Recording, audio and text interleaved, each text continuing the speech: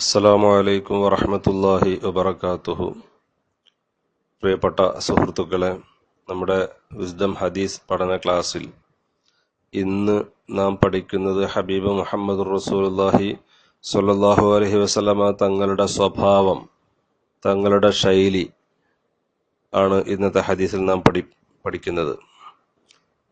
ഇമാം ബുഖാരിയും മുസ്ലിം റളിയല്ലാഹു അൻഹു അടക്കമുള്ള പണ്ഡിതന്മാർ റിപ്പോർട്ട് ചെയ്ത ഹദീസിൽ കാണാം, അൻ അബീ ഹുറൈറത റളിയല്ലാഹു അൻഹു ഖാല മാ ആബ റസൂലുള്ളാഹി സ്വല്ലല്ലാഹു അലൈഹി വസല്ലമ തുആമൻ ഖത്തു ഇൻ ഇഷ്തഹാഹു അകലഹു വ ഇൻ കരിഹഹു തറകഹു.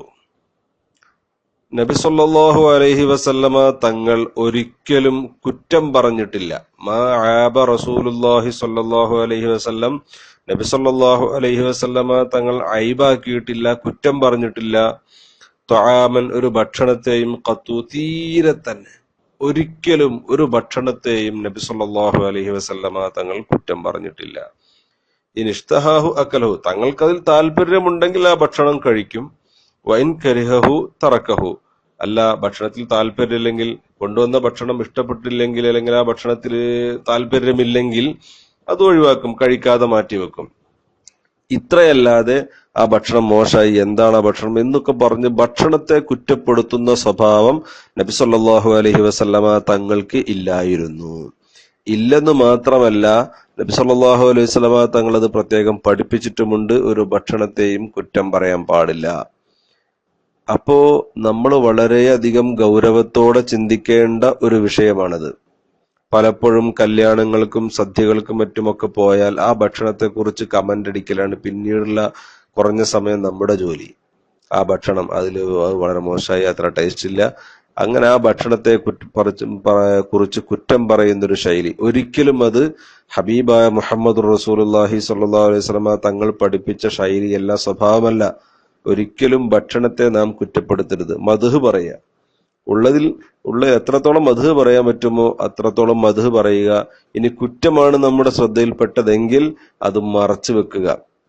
എന്നിട്ട് അതിന്റെ നന്മ ഉദ്ദേശിച്ചുകൊണ്ട് കുക്കിനോട് വേണമെങ്കിൽ നമുക്ക് ഉപദേശിക്കാം, അതിൽ ഇന്ന കാര്യങ്ങളും കൂടെ ശ്രദ്ധിച്ചാൽ നല്ലതായിരുന്നു, ഭക്ഷണം നന്നായിട്ടുണ്ട്, ഇന്ന കാര്യങ്ങളും കൂടെ ശ്രദ്ധിച്ചാൽ നന്നായിരുന്നു.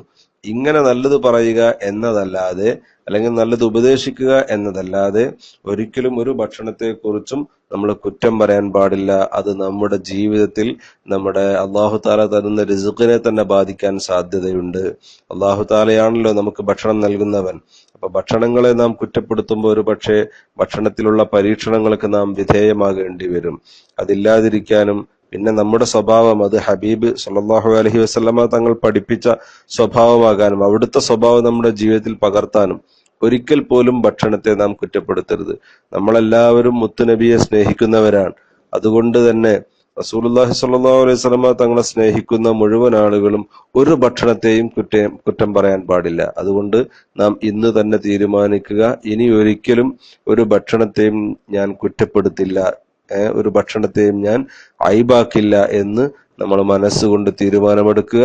അല്ലാഹു തആല ഹബീബ് മുഹമ്മദ് റസൂലുള്ളാഹി സ്വല്ലല്ലാഹു അലൈഹി വസല്ലമ തങ്ങളുടെ ജീവിതം അപ്പാടെ പകർത്തി അവിടുത്തെ സ്വഭാവം നമ്മളിൽ കൂടെ കൊണ്ടുവന്ന് നമുക്ക് മുസ്ലിമായി ജീവിക്കാൻ അല്ലാഹു തആല നമുക്ക് എല്ലാവർക്കും തൗഫീഖ് നൽകുമാറാവട്ടെ.